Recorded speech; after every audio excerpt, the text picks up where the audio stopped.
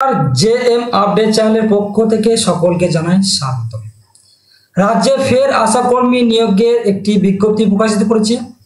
এই আশাকর্মী নিয়োগের ক্ষেত্রে আপনারা শুধুমাত্র মাধ্যমিক পাস যোগ্যতা অর্জন করে থাকলেই প্রত্যেক প্রার্থী কিন্তু আবেদন জানাতে পারবেন। এটির ক্ষেত্রে রাজ্যের ব্লকগুলো কিন্তু আবেদন চলছে।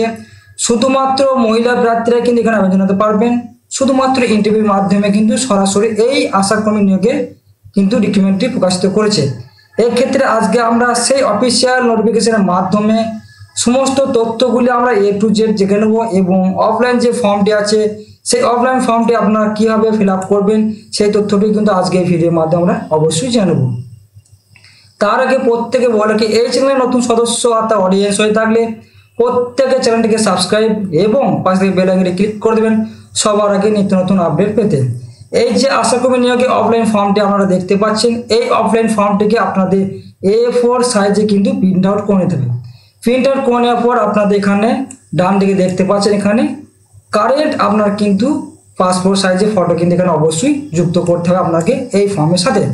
এখানে দেওয়া আছে মহকুমা শাসক কর্ম থেকে এটি প্রকাশিত করা হচ্ছে ব্লক ওয়াইজ।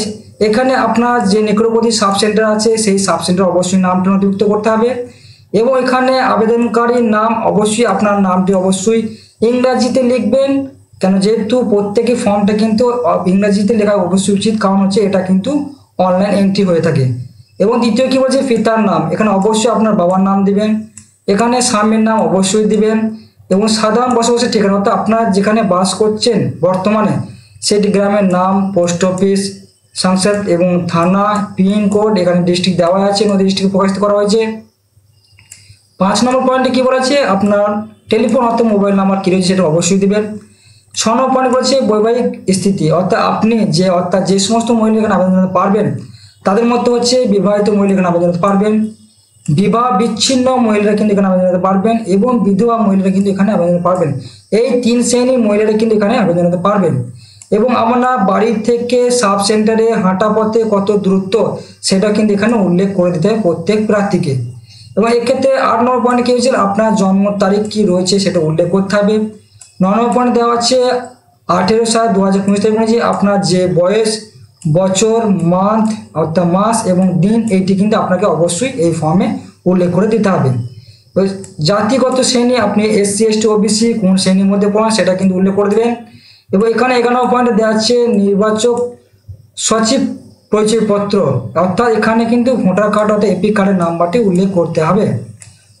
যে তপশিলি জাতি পরিচয় সার্টিফিকেট আপনার থাকে সেক্ষেত্রে আপনার অবশ্যই উল্লেখ করে দিবেন আপনার নাম্বারটি সার্টিফিকেটে। এখানে গ নম্বর যেটা দেওয়া আছে সেক্ষেত্রে এখানে জানানো হয়েছে আপনার আধার নাম্বার সেটা কিন্তু উল্লেখ করবেন। ঘ নম্বর এখানে দেওয়া আছে আপনার রেশন কার্ডে অবশ্যই নাম্বারটি এখানে উল্লেখ করতে প্রত্যেক প্রার্থীকে। 52 পয়েন্টে গুরুত্বপূর্ণ তথ্যগুলি দেওয়া আছে 1/1/2015 তারিখ অনুযায়ী আপনার যে নির্বাচক অর্থাৎ ভোটার লিস্ট যেটা আছে সেই ভোটার লিস্ট অনুযায়ী আপনার এই তথ্যগুলি এখানে আপনাকে কিন্তু সঠিকভাবে কিন্তু পূর্ণ করতে হবে। সেক্ষেত্রে কী বলছে আবেদনকারী এখানে অবশ্যই যেটা লিখবেন সেক্ষেত্রে আপনি যে আবেদন করছেন আপনার ভোটার কার্ডের অংশ এবং কর্মী নাম্বার কী আছে সেটা কিন্তু উল্লেখ করে দেবেন। এবং এছাড়া বিবাহিত ক্ষেত্রে জীবিত স্বামী থাকলে অবশ্যই অংশ নাম্বার এবং কর্মী নাম্বার উল্লেখ করবেন। বিধবাদের ক্ষেত্রে পিতার নাম এবং কর্মী নাম্বারটা উল্লেখ করে দিবেন। যে সমস্ত প্রার্থীরা বিবাহ বিচ্ছিন্ন ক্ষেত্রে পিতার নাম কিন্তু এখানে অবশ্যই এবং অংশ নাম্বার কিন্তু উল্লেখ করবেন। এরপর আপনাদের 13 নম্বর পয়েন্টে কিন্তু শিক্ষা যোগ্যতা শুধুমাত্র মাধ্যমিক পাস যোগ্যতা অর্জন করে থাকলে প্রত্যেক প্রার্থী কিন্তু এখানে আবেদন জানাতে পারবেন। সেক্ষেত্রে আপনার যে মাধ্যমিক পরীক্ষার নাম কোন স্কুল থেকে পরীক্ষা পাস করেছেন সেটা বোর্ডের নাম দিবেন এখানে এবং এখানে পাস করার বছর আপনি কত সালে পাস করেছেন, প্রাপ্ত নম্বর আপনি কত প্রাপ্ত নম্বর মোট পরীক্ষা দিয়েছিলেন এবং শতকরা হিসেবে প্রাপ্ত নম্বর কত পেয়েছেন, প্রাপ্ত বিভাগ কী রয়েছে মন্তব্য আপনি লিখতে পারেন না লিখতে পারেন কোনো প্রবলেম নেই। সেক্ষেত্রে 14 নম্বর পয়েন্টে দেওয়া হচ্ছে কোনো কাজের অভিজ্ঞতা যদি থাকে সেক্ষেত্রে আপনি সবার আগে কিন্তু গ্রাহ্য পাবেন সেটা কিন্তু জানিয়েছে। এখানে দিয়েছে আপনি পূর্ণ ও জ্ঞান বিশ্বাস ও ঘোষণা করছি যে এখানে যদি তথ্যগুলি আপনার কোনো ভুল ত্রুটি থাকে বা সেটা এখানে আপনার ডিক্লারেশন দেওয়া আছে সেক্ষেত্রে কিন্তু আপনার ফর্মটি ক্যান্সেল হবে সেই তথ্যটা কিন্তু জানানো হয়েছে। তারপর আপনাকে এখানে অবশ্যই আপনার কিন্তু ফুল সিগনেচার যুক্ত করে দিবেন। তারপর আপনাকে এখানে অ্যাডমিট কার্ড এবং যে আপনার মাধ্যমিক অ্যাডমিট কার্ড, বয়সের প্রমাণপত্র, পাসপোর্ট সাইজ ফটো এবং আপনার মাধ্যমিক সমতুল্য মার্কশিট এবং ভোটার কার্ড, রেশন কার্ড, জাতিগত শংসাপত্র, এসসি ওবিসি যে কার্ড সার্টিফিকেট থাকে আপনাদের, স্বনির্ভর গোষ্ঠী যদি যুক্ত থাকেন সেই সমস্ত তথ্যগুলি আপনাকে অর্থাৎ ডকুমেন্টসগুলি আপনাকে এই ফর্মের সাথে যুক্ত করে দিলে কিন্তু আপনার ফর্মটি ফিল আপ করা হয়ে যাবে। এবং আপনার ফর্মটি ফিল আপ করে আপনাদের এই যে দুটি দেওয়া আছে আপনাদের তেহট্ট এবং করিমপুর 2 এই দুটি ব্লকে কিন্তু আপনাদের যে গ্রাম পঞ্চায়েত রয়েছে শ্যামনগর এবং এই দ্বিতীয় যেটা দেওয়া আছে এই দুটি ক্ষেত্রে আপনারা কিন্তু প্রত্যেকে কিন্তু অ্যাপ্লিকেশন করতে পারেন। যে সমস্ত প্রার্থীরা এই দুটি ব্লকের মধ্যে আপনারা রয়েছেন বাসিন্দা তারা প্রত্যেকে কিন্তু আবেদন করতে পারবেন। তাহলে ফর্মটি আপনার সম্পূর্ণভাবে কিন্তু ফিল আপ করা হয়ে গেল। এবং আপনারা জানবো যে সমস্ত তথ্যগুলো আমাদের অবশ্যই জানার দরকার আছে সেগুলির ক্ষেত্রে কিন্তু আজকে নোটিফিকেশনের মাধ্যমে তথ্যগুলো অবশ্যই আমরা জানবো। এই আশাকর্মী নিয়োগের ক্ষেত্রে আপনার যে বিজ্ঞপ্তি প্রকাশিত করেছে রাজ্য সরকার তরফ থেকে এখানে যে বিস্তারিত তথ্যগুলি দেওয়া রয়েছে কবে প্রকাশিত করেছে 27/6/2012 যে নিয়ম অনুযায়ী সেটা কিন্তু এখানে দেওয়া হয়েছে 16/6/2025। সেক্ষেত্রে আপনাদের যে মহিলারা যে অ্যাপ্লিকেশন করতে পারবেন সেক্ষেত্রে আপনাদের শর্তগুলি কী কী রয়েছে এই আশাকর্মী নিয়োগের ক্ষেত্রে। কেবলমাত্র বিবাহ এবং বিবাহিত এবং আদালত কর্তৃক বিবাহ বিচ্ছিন্ন মহিলারা কিন্তু এখানে আবেদন জানাতে পারবেন। সেক্ষেত্রে আপনাদের অবশ্যই কিন্তু স্থায়ী বাসিন্দা হতে হবে পঞ্চায়েত ভিত্তিক অনুযায়ী ব্লকে। আপনারা সেক্ষেত্রে আপনাদের রেশন কার্ড এবং ভোটার কার্ড কিন্তু অবশ্যই আপনাকে কিন্তু জমা করতে হবে। এবং সেক্ষেত্রে আপনাদের বয়স কিন্তু উল্লেখ করা হয়েছে 18/7/2025 অনুযায়ী আপনার 30 থেকে 40 বছরের মধ্যে বয়স হলে প্রত্যেক প্রার্থী কিন্তু আবেদন পারবেন। এছাড়া যে আমাদের সরকারি নিয়ম অনুযায়ী যে ছাড় পাওয়া যায় তপশিলি জাতি উপজাতির ক্ষেত্রে সেটা হচ্ছে আপনাদের 22 থেকে 40 বছরের মধ্যে অর্থাৎ 3 বছর এবং 5 বছর যে ছাড় থাকে সেই ছাড় অনুযায়ী আপনারা কিন্তু অ্যাপ্লিকেশন করতে পারবেন। সেক্ষেত্রে শুধুমাত্র আপনাদের মাধ্যমিক সমতুল্য পরীক্ষা উত্তীর্ণ হলেই প্রত্যেক প্রার্থী কিন্তু এখানে আবেদন পারবেন। যদি আপনার কোনো উচ্চতর শিক্ষার যোগ্যতা থাকে সেক্ষেত্রে কোনো কিন্তু বাধা নেই।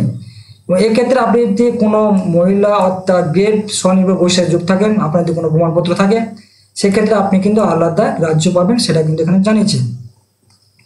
এবং আবেদন করার জন্য আপনাদের জাতিগত আপনার প্রমাণপত্র হিসাবে অবশ্যই এসসি ওবিসি দিতে পারবেন সেক্ষেত্রে ছাড় পাবেন। এবং আপনার জন্ম তারিখ হিসাবে শংসাপত্র, মাধ্যমিক সমতুল্য এমনিট কার্ড এবং আপনার স্থায়ী বাসিন্দা হিসাবে ration card, voter card, panchayat ভিত্তিক বা স্থায়ী বাসিন্দা সার্টিফিকেট দিতে পারবেন।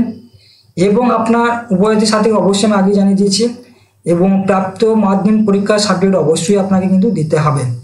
এবং আপনাকে অবশ্যই যেটা গুরুত্বপূর্ণ অবশ্যই জানতে হবে আপনাদের কিন্তু সরাসরি ব্লক অফিসে জমা করতে হবে এবং পোস্টাল ঠিকানা অনুযায়ী আপনাকে অবশ্যই 5 টাকার ডাক টিকিট কিন্তু যুক্ত করতে হবে আপনার ওই খামের সাথে, সেটা কিন্তু প্রত্যেকে দেখে নেবেন। এবং আপনাদের অবশ্যই কিন্তু আবেদন জমা করতে হবে সংশ্লিষ্ট অধিকরণ বিডিও অফিসে, অর্থাৎ আপনাকে সরাসরি বিডিও অফিসে কিন্তু জমা করতে হবে, সেটা কিন্তু অবশ্যই দেখে নেবেন। শুধুমাত্র ইন্টারভিউর মাধ্যমে কিন্তু প্রত্যেক প্রার্থী আবেদন করতে পারবেন এই আশাকর্মী নিয়োগের ক্ষেত্রে। আবেদন জমা দেওয়ার শুরু এবং শেষ তারিখ কী রয়েছে সেটা অবশ্যই আজকে জেনে নেব। 18/7/2025 তারিখে কিন্তু আবেদন শুরু হয়েছে। আবেদন শেষ বলেছে 6/8/2025 তারিখে বেলা 11টা থেকে বিকাল 4টা পর্যন্ত সরকারি নিয়ম অনুযায়ী আপনাদের অবশ্যই কিন্তু আবেদন জানাতে পারবেন। কিন্তু কোনো ডাকযোগ বা ইমেলে কিন্তু আবেদন নেওয়া হবে না, সরাসরি আপনাদের ব্লক অফিসে গিয়ে কিন্তু জমা করতে হবে, সেটা কিন্তু অবশ্যই আমি আগেই জানিয়ে দিয়েছি। তেহট্ট 1 এবং করিমপুর 2 ব্লকে আপনারা সরাসরি কিন্তু জমা করতে পারবেন। আজকে এই ভিডিওর মধ্যে A to Z তথ্যগুলি কিন্তু আমরা স্টেপ বাই স্টেপ কিন্তু দেখিয়ে দেখালো। প্রত্যেকে আজকে ভিডিও অবশ্যই দেখে নেবেন এবং আপনি কোন জেলা থেকে দেখছেন অবশ্যই কমেন্টে জানাবেন। এটি সম্পূর্ণভাবে নদীয়া জেলা থেকে কিন্তু প্রকাশিত করা হয়েছে। অবশ্যই আজকে এই ভিডিওর মধ্যে সেই সময় তথ্যগুলি কিন্তু তুলে ধরা হলো এবং আপনি কমেন্টে অবশ্যই জানাবেন আপনার ভিডিওটি কেমন লাগলো। পরবর্তী এই ধরনের লেটেস্ট আপডেট পেতে অবশ্যই চ্যানেলকে সাবস্ক্রাইব এবং পাশে বেল আইকনে ক্লিক করে দেবেন এবং আমাদের টেলিগ্রাম চ্যানেলটি অবশ্যই ফলো করবেন। ওখানে প্রতিনিয়ত কিন্তু প্রত্যেকের কিন্তু আপডেট সবার আগে কিন্তু পেয়ে যাবেন। প্রত্যেকে আপডেট ভিডিও দেখার জন্য অসংখ্য ধন্যবাদ জানাই।